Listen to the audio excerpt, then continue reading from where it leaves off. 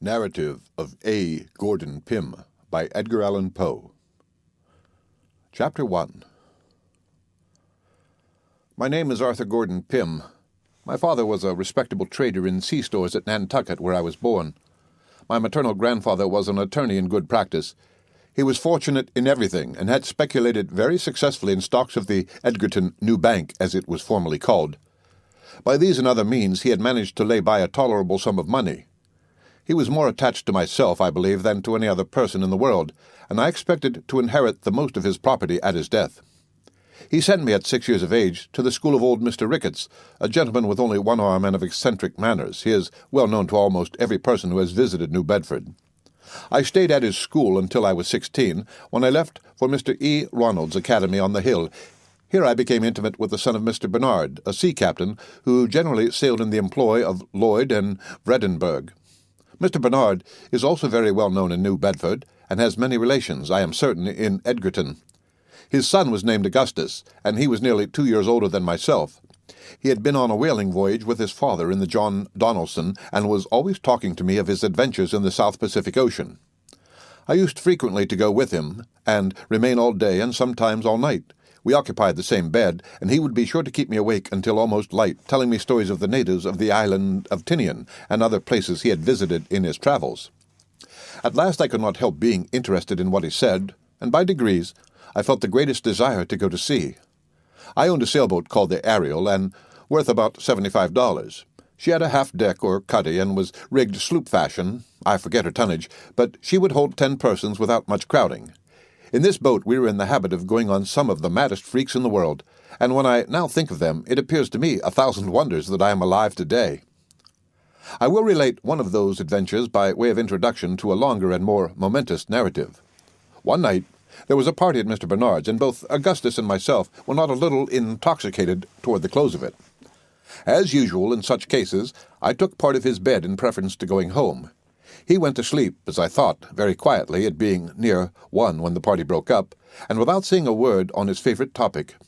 It might have been half an hour from the time of our getting in bed, and I was just about falling into a doze, when he suddenly started up, and swore with a terrible oath that he would not go to sleep for any Arthur Pym in Christendom, when there was so glorious a breeze from the southwest. I never was so astonished in my life, not knowing what he intended, and thinking that the wines and liquors he had drunk had set him entirely beside himself. He proceeded to talk very coolly, however, saying he knew that I supposed him intoxicated, but that he was never more sober in his life. He was only tired, he added, of lying in bed on such a fine night like a dog, and was determined to get up and dress and go out on a frolic with the boat. I can hardly tell what possessed me, but the words were no sooner out of his mouth than I felt a thrill of the greatest excitement and pleasure, and thought his mad idea one of the most delightful and most reasonable things in the world. It was blowing almost a gale, and the weather was very cold, it being late in October. I sprang out of bed, nevertheless, in a kind of ecstasy, and told him I was quite as brave as himself, and quite as tired as he was of lying in a bed like a dog, and quite as ready for any fun or frolic as any Augustus Bernard in Nantucket. We lost no time in getting on our clothes and hurrying down to the boat. She was lying at the old decayed wharf by the lumberyard of Pankney and Company, and almost thumping her side out against the rough logs. Augustus got into her and bailed her, for she was nearly half full of water. This being done, we hoisted jib and mainsail, kept full, and started boldly out to sea. The wind, as I before said, blew freshly from the southwest. The night was very clear and cold. Augustus had taken over the helm, and I stationed myself by the mast on the deck of the cuddy. We flew along at a great rate, neither of us having said a word since casting loose from the wharf. I now asked my companion what course he intended to steer, and what time he thought it probable we should get back. He whistled for a few minutes, and then said crustily, "I am going to sea. You may go home if you think proper." Turning my eyes upon him, I perceived at once that, in spite of his assumed nonchalance, he was greatly agitated. I could see him distinctly by the light of the moon. His face was paler than any marble, and his hand shook so excessively that he could scarcely retain hold of the tiller. I found that something had gone wrong, and became seriously alarmed. At this period I knew little about the management of a boat, and was now depending entirely upon the nautical skill of my friend. The wind, too, had suddenly increased as we were fast getting out of the lee of the land. Still, I was ashamed to betray any trepidation, and for almost half an hour maintained a resolute silence. I could stand it no longer, however, and spoke to Augustus about the propriety of turning back. As before, it was nearly a minute before he made answer or took any notice of my suggestion. "By and by," said he at length. "Time enough. Home by and by." I had expected a similar reply, but there was something in the tone of these words which filled me with an indescribable feeling of dread. I again looked at the speaker attentively. His lips were perfectly livid, and his knees shook so violently together that he seemed scarcely able to stand. "For God's sake, Augustus," I screamed, now heartily frightened, "what ails you? What is the matter? What are you going to do?" "Matter," he stammered in the greatest apparent surprise, letting go the tiller at the same moment and falling forward into the bottom of the boat. "Matter? Why, nothing is the matter. Going home. Don't you see?" The whole truth now flashed upon me. I flew to him and raised him up. He was drunk, beastly drunk. He could no longer either stand, speak, or see. His eyes were perfectly glazed, and as I let him go in the extremity of my despair, he rolled like a mere log into the bilge-water from which I had lifted him. It was evident that during the evening he had drunk far more than I suspected, and that his conduct in bed had been the result of a highly concentrated state of intoxication, a state which, like madness, frequently enables the victim to imitate the outer demeanor of one in perfect possession of his senses. The coolness of the night air, however, had had its usual effect. The mental energy began to yield before its influence, and the confused perception which he no doubt then had of his perilous situation had assisted in hastening the catastrophe. He was now thoroughly insensible, and there was no probability that he would be otherwise for many hours. It is hardly possible to conceive the extremity of my terror. The fumes of the wine lately taken had evaporated, leaving me doubly timid and irresolute. I knew that I was altogether incapable of managing the boat, and that a fierce wind and strong ebb tide were hurrying us to destruction. A storm was evidently gathering behind us. We had neither compass nor provisions, and it was clear that, if we held our present course, we should be out of sight of land before daybreak. These thoughts, with a crowd of others equally fearful, flashed through my mind with a bewildering rapidity, and for some moments paralyzed me beyond the possibility of making any exertion. The boat was going through the water at a terrific rate, full before the wind, no reef in either jib or mainsail, running her bows completely under the foam. It was 1,000 wonders she did not broach to, Augustus having let go the tiller, as I said before, and I being too much agitated to think of taking it myself. By good luck, however, she kept steady, and gradually I recovered some degree of presence of mind. Still the wind was increasing fearfully, and whenever we rose from a plunge forward, the sea behind fell combing over our counter and deluged us with water. I was so utterly benumbed, too, in every limb as to be nearly unconscious of sensation. At length I summoned up the resolution of despair, and rushing to the mainsail, let it go by the run. As might have been expected, it flew over the bows, and, getting drenched with water, carried away the mast short off by the board. This latter accident alone saved me from instant destruction. Under the jib only, I now boomed along before the wind, shipping heavy seas occasionally over the counter, but relieved from the terror of immediate death. I took the helm and breathed with greater freedom as I found that there yet remained to us a chance of ultimate escape. Augustus still lay senseless in the bottom of the boat, and as there was imminent danger of his drowning, the water being nearly a foot deep just where he fell, I contrived to raise him partially up and keep him in a sitting position by passing a rope around his waist and lashing it to a ring-bolt in the deck of the cuddy. Having thus arranged everything as well as I could in my chilled agitated condition, I recommended myself to God, and made up my mind to bear whatever might happen with all the fortitude in my power. Hardly had I come to this resolution when suddenly a loud and long scream or yell, as if from the throats of 1,000 demons, seemed to pervade the whole atmosphere around and above the boat. Never, while I live, shall I forget the intense agony of terror I experienced at that moment. My hair stood erect on my head. I felt the blood congealing in my veins. My heart ceased utterly to beat, and without having once raised my eyes to learn the source of my alarm, I tumbled headlong and insensible upon the body of my fallen companion. I found myself upon reviving in the cabin of a large whaling ship, the Penguin, bound to Nantucket. Several persons were standing over me, and Augustus, paler than death, was busily occupied in chafing my hands. Upon seeing me open my eyes, his exclamations of gratitude and joy excited alternate laughter and tears from the rough-looking personages who were present. The mystery of our being in existence was now soon explained. We had been run down by the whaling ship, which was close-hauled, beating up to Nantucket with every sail she could venture to set, and consequently running almost at right angles to our own course. Several men were on the lookout forward, but did not perceive our boat until it was an impossibility to avoid coming in contact. Their shouts of warning upon seeing us were what so terribly alarmed me. The huge ship, I was told, rode immediately over us with as much ease as our own little vessel would have passed over a feather, and without the least perceptible impediment to her progress. Not a scream arose from the deck of the Victim. There was a slight grating sound to be heard mingling with the roar of wind and water as the frail bark, which was swallowed up, rubbed for a moment along the keel of her destroyer. But this was all. Thinking our boat, which, it will be remembered, was dismasted, some mere shell cut adrift as useless, the captain, Captain E.T.V. Block of New London, was for proceeding on his course without troubling himself further about the matter. Luckily, there were two of the lookout who swore positively to having seen some person at our helm, and represented the possibility of yet saving him.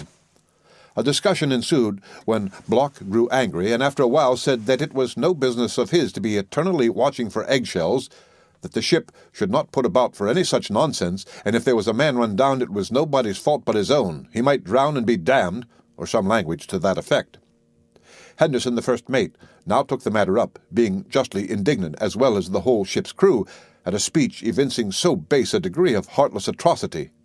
He spoke plainly, seeing himself upheld by the men, told the captain he considered him a fit subject for the gallows, and that he would disobey his orders if he were hanged for it the moment he set his foot on shore.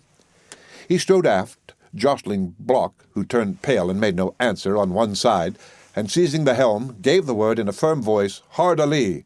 The men flew to their posts, and the ship went cleverly about. All this had occupied nearly 5 minutes, and it was supposed to be hardly within the bounds of possibility that any individual could be saved, allowing any to have been on board the boat. Yet, as the reader has seen, both Augustus and myself were rescued, and our deliverance seemed to have been brought about by two of those almost inconceivable pieces of good fortune which are attributed by the wise and pious to the special interference of Providence. While the ship was yet in stays, the mate lowered the jolly-boat and jumped into her with the very two men, I believe, who spoke up as having seen me at the helm. They had just left the lee of the vessel, the moon still shining brightly, when she made a long and heavy roll to windward, and Henderson, at the same moment, starting up in his seat, bawled out to his crew to back water. He would say nothing else, repeating his cry impatiently, "Backwater! Backwater!" The men put back as speedily as possible, but by this time the ship had gone round and gotten fully under headway, although all hands on board were making great exertions to take in sail. In despite of the danger of the attempt, the mate clung to the main chains as soon as they came within his reach. Another huge lurch now brought the starboard side of the vessel out of water nearly as far as her keel, when the cause of his anxiety was rendered obvious enough. The body of a man was seen to be affixed in the most singular manner to the smooth and shining bottom. The Penguin was coppered and copper-fastened, and beating violently against it with every movement of the hull. After several ineffectual efforts made during the lurches of the ship, and at the imminent risk of swamping the boat, I was finally disengaged from my perilous situation and taken on board, for the body proved to be my own. It appeared that one of the timber bolts, having started and broken a passage through the copper, it had arrested my progress as I passed under the ship, and fastened me in so extraordinary a manner to her bottom. The head of the bolt had made its way through the collar of the green baize jacket I had on, and through the back part of my neck, forcing itself out between two sinews, and just below the right ear. I was immediately put to bed, although life seemed to be totally extinct. There was no surgeon on board. The captain, however, treated me with every attention, to make amends, I presume, in the eyes of his crew for his atrocious behavior in the previous portion of the adventure. In the meantime, Henderson had again put off from the ship, although the wind was now blowing almost a hurricane.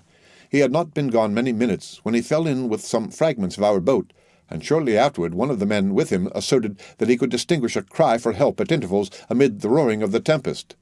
This induced the hardy seamen to persevere in their search for more than half an hour, although repeated signals to return were made them by Captain Block, and although every moment on the water in so frail a boat was fraught to them with the most imminent and deadly peril.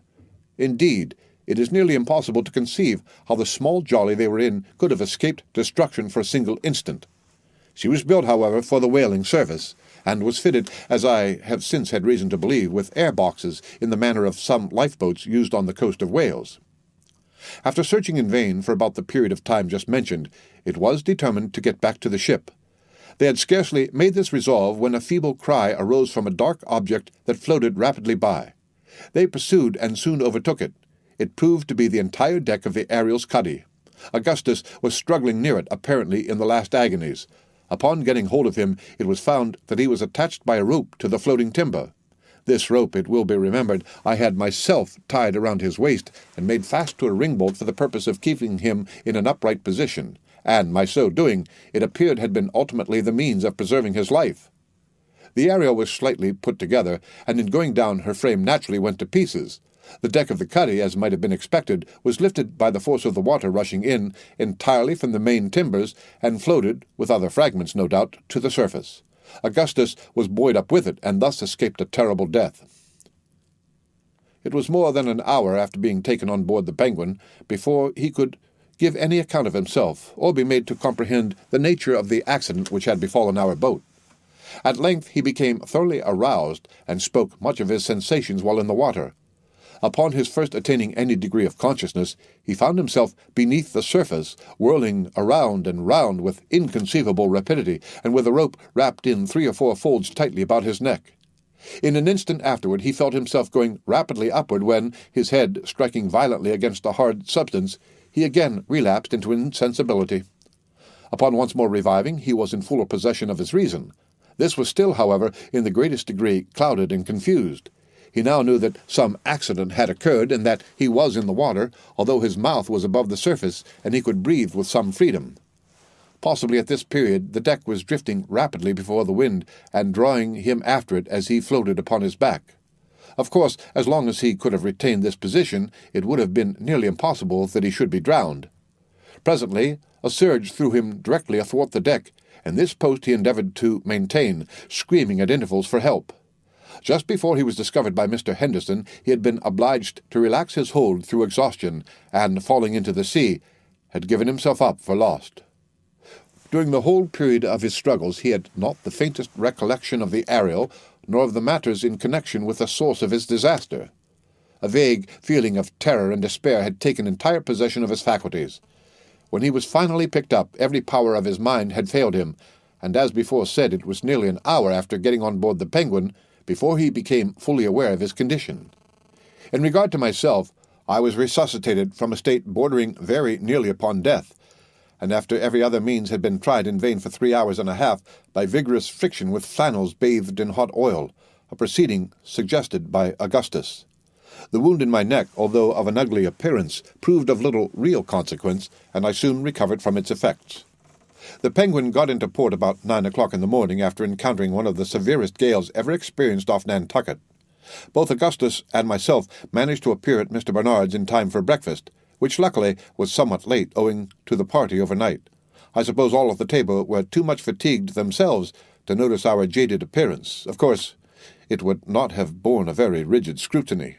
Schoolboys, however, can accomplish wonders in the way of deception, and I verily believe not one of our friends in Nantucket had the slightest suspicion that the terrible story told by some sailors in town of their having run down a vessel at sea and drowned some 30 or 40 poor devils had reference either to the Ariel, my companion, or myself. We, too, have since very frequently talked the matter over, but never without a shudder. In one of our conversations, Augustus frankly confessed to me that, in his whole life, he had at no time experienced so excruciating a sense of dismay as when on board our little boat he first discovered the extent of his intoxication and felt himself sinking beneath its influence. The end of Chapter 1 of Narrative of A. Gordon Pym.